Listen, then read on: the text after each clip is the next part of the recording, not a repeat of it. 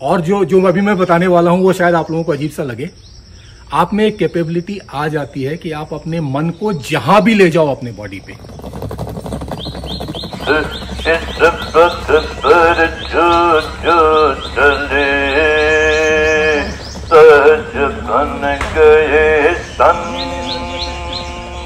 तो friends, once again welcome back.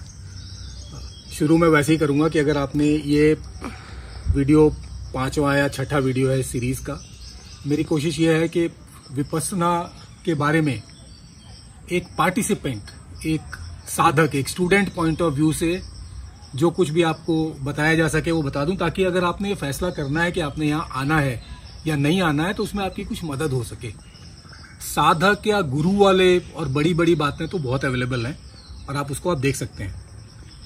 तो पिछले वीडियो में हमने कवर किया था day 4, which as per me is the most important day of the course, जिस दिन आपको विपस्सना दी जाती है और जिस दिन वो आप काम शुरू करते हो जिसके लिए आप इस जगह पे आए थे।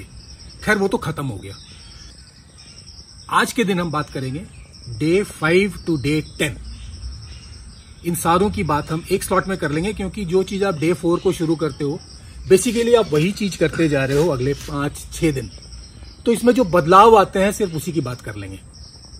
डे 4 विपस्सना शुरू हुई, थोड़ा सक्सेस मिला, फ्रस्ट्रेशन ज्यादा मिला और ये मेडिटेशन चलता रहा। डे 5 ऑनवर्ड्स ऑब्वियसली, क्योंकि आप प्रैक्टिस किए जा रहे हो 12 घंटे 14 घंटे रोज का, तो हर एक दिन पिछले दिन से अच्छा होगा।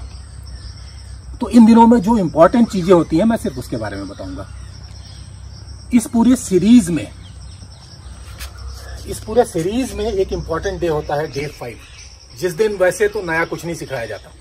डे 4 को ही आप रिपीट करते हैं, बट वो एक साइकोलॉजिकल बैरियर है जिसको आप उस दिन क्रॉस करते हैं। लोग कहते हैं कि लास्ट के 4-5 दिन में विपस्सना बड़ी अच्छी होती है। इसका एक रीजन है, जैसे ही आपने 5वां दिन क्रॉस किया, ये काफी डिमांडिंग कोर्स है, ये आप पे काफी फिजिकल एक्सर्शन डालता है। जैसे ही आपने 5वां दिन क्रॉस किया, आप हाफवे मार्क को क्रॉस करके दूसरी तरफ निकल गए। अब आपको एंड पॉइंट नजदीक दिखाई दे रहा है और स्टार्ट पॉइंट दूर दिखाई दे रहा है। इसके बाद आपके दिल में कोई सवाल नहीं रह जाता कि अब मैंने क्या करना है। अब यही होता है कि मैं अब इतने दिन रह चुका हूं और अब मेरे पास थोड़े से दिन है, तो मैं थोड़ी ज्यादा मेहनत करता हूं। ऑब्वियस, इसका एक एग्जांपल मैं अपने फौजी लाइफ से देता हूं। हम लोग as a part of our job हम बड़े ऊंचे ऊंचे पहाड़ों पे गए हैं। 10,000 फुट का माउंटेन बेस हाइट, 17-18 हजार फुट की पीक, हवा नहीं, ऑक्सीजन कम, ये is a part of the job. जब हम उसको शुरू करते थे फ्रेश सुबह सुबह, तो पहले 100-200 मीटर में हर एक की शक्ल पे एक रोनी सी शक्ल बन जाती थी। सारे सर झुका के ऐसे चले जा रहे हैं जैसे पता नहीं क्या हो गया। आधा डिस्टेंस कवर करने के बाद जैसे ही चोटी दिखनी शुरू होती थी और जैसे ही बेस दिखना बंद होता था, पता नहीं लोगों में कौन सा करंट आ जाता था। आइडियली उनको ज्यादा थका हुआ होना चाहिए, उनको वो अभी इतने दूर की चढ़ाई ऑलरेडी करके आए हैं, इतनी मेहनत हो चुकी है, ऑक्सीजन और भी कम हो चुका है, बट यहाँ उनके स्प्रिंग लग जाता था। यहाँ फिर वो गाने आते थे, चाल बढ़ जाती थी, ऐसे ऐसे जोक आते थे जिसको आप यूट्यूब पे क्या आप कहीं भी नहीं बोल सकते हो। And the whole scenario used to change. So day 5 का ये इंपॉर्टेंस है, ये एक साइकोलॉजिकल बैरियर को क्रॉस करता है। तो वो लोग जो ये सोच रहे हैं कि 10 दिन कर पाएंगे या नहीं कर पाएंगे, उनको मेरी यही सलाह रहेगी कि आप इसको 5 दिन का कोर्स मान के आइए, और अगर 5 दिन निकाल दिया तो ये मेरी पर्सनल गारंटी है कि आप उसके बाद इस कोर्स को कंप्लीट करेंगे और खुशी खुशी करेंगे। उसके बाद कोई प्रॉब्लम ही नहीं होगी, सिर्फ थोड़ी बोरियत हो जाएगी और कोई प्रॉब्लम नहीं है।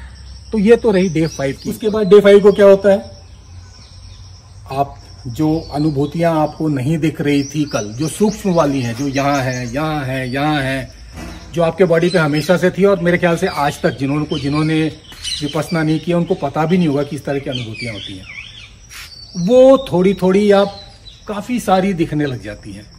आप जहां अपना मन ले जाओगे वहां पे आपको कुछ ना कुछ अनुभूति होती दिखेगी, कोई ना कोई सेंसेशन आएगा, कोई दबाव का आएगा, कोई एक करंट सा आएगा, कोई एक पैल्पिटेशन, धड़कन सी आएगी, किसी भी तरह का एक सेंसेशन आएगा और इसमें इंप्रूवमेंट होने लगता है। डे 6, 7, 8, 9 इसमें इंप्रूवमेंट होता ही रहता है।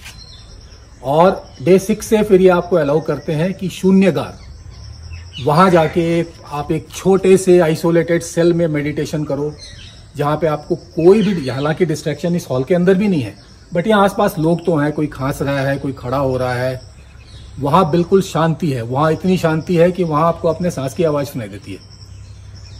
तो आप वहां जाएंगे। सो इस तरह से ये 6 से 7 दिन गुजरते हैं। और डे 9 पे, और ये सिर्फ मेरे साथ नहीं, ये जितने 60 लोगों ने यह कोर्स किया था सबके साथ ये हुआ है कि जो मेजर स्थूल संवेदना, जो ग्रॉस सेंसेशंस आपके बॉडी पे आते हैं, आप उसको काफी हद तक इग्नोर करना सीख लेते हो। कम से कम आप उस पर रिएक्ट करना तो आप बंद कर देते हो। वो काफी हद तक अचीव हो जाता है। हालांकि ये हर एक इंसान पे डिपेंड करेगा, किसी पे कम होगा, किसी पे ज्यादा होगा। और जो अभी मैं बताने वाला हूं वो शायद आप लोगों को अजीब सा लगे। आप में एक कैपेबिलिटी आ जाती है कि आप अपने मन को जहां भी ले जाओ अपने बॉडी पे, आपको वहां कोई ना कोई सेंसेशन फील होगी। वहां पे एक करंट सा मूव होता लगता ज्यादा दिखेगा, और सिर्फ उतने ही एरिया में लगेगा जहां पे अपना ध्यान दिया है। अगर आप इतने से एरिया पे हो तो सिर्फ इतने से एरिया पे लगेगा। अगर आप इतने से एरिया पे हो तो इतने से एरिया पे लगेगा। आप अगर ऐसे स्वीप कर रहे हो तो उसी तरह से आपके साथ स्वीप करेगा। और ये होता है। ये अगर मैंने विपस्सना नहीं किया होता और या किसी ने मेरे को बताया होता तो शायद मैं नहीं मानता, बट अब मैं कर चुका हूं। अगर मैं अकेला होता और कर चुका होता तो मेरे को लगता मैं कोई गिफ्टेड हूं, स्पेशल हूं, बट ये भी नहीं है। मेरे साथ 60 लोगों ने और किया है, सबके साथ यही हो रहा है। तो ये एक अचीवमेंट है। अब मैं वीडियो को बंद करने के आसपास पहुंच रहा हूं, तो 1-2 बातें आपको और बता दूं। सबसे पहले इंपॉर्टेंट ये नहीं है कि आपके बॉडी पे सेंसेशन आई या नहीं है, और या आप उसको आप वॉच कर पाए या नहीं कर पाए। वो बहुत ही प्रिलिमिनरी चीज है जहां पे आधे लोग फंस जाते हैं कि वो यार कोई ग्रॉस सेंसेशन नहीं आया, कोई सब कुछ ठीक ठाक चल रहा है। उसमें पड़ना नहीं है। आपने सिर्फ उन सेंसेशंस को वॉच करना है और आपने बस वॉच करके छोड़ देना है कि हाँ ये सेंसेशन है। सो आपने इंडिफरेंट रहना है। आपने सिर्फ उस सेंसेशंस को देखना है, उसमें पार्टिसिपेट नहीं करना है। दूसरा, आपने उस सेंसेशन को, उस संवेदना को कोई नाम नहीं देना है कि ये खुजली है, ये जलन है, ये चुभन है, कुछ नहीं। और या फिर ये इलेक्ट्रिक करंट है, ये पैल्पिटेशन है, ये धड़कन है, ये कोई मीठी सी गुदगुदी है, नहीं। ये सिर्फ आपने इसको 2 भाव से देखना है कि ये माइनर है, सटल है, या ये स्थूल है या ग्रॉस है, मामूली है, हल्की सी है या भारी वाली है। बस देखना है, कुछ रिएक्ट नहीं करना है। और फिर आपको धीरे धीरे ये पता चलने लगेगा कि नहीं, ये माइनर हो या ग्रॉस हो, ये जो मन में आ रहा है उसी की एक छवि है, उसी का एक पिक्चर है, और ये अपने आप आया है, अपने आप चला जाएगा। इसमें इन्वॉल्व होके और इसमें रिएक्ट करके कोई फायदा नहीं है।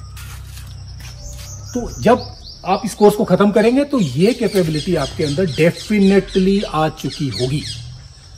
उसके बाद एंड में एक ये मंगल मैत्री का क्रिया करते हैं, जिसमें बेसिकली एक सेरेमनी, एक सिस्टम सा है जिसमें आप पूरी दुनिया को ब्लेस करते हैं।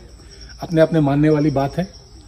और उसके बाद ये शिविर जो है ये खत्म होता है, और यहीं पे मेरे डे वाइज डिस्क्रिप्शन का ये सीरीज भी खत्म होता है। रिव्यू करने की कोशिश करूंगा मैं इस पूरे सीरीज को एक कॉम्प्रिहेंसिव वीडियो में करता हूं तो मिलते हैं, नहीं मिल करता हूं तो अगले सीरीज में मिलेंगे। तब तक के लिए जय हिंद, जय भारत, वंदे मातरम।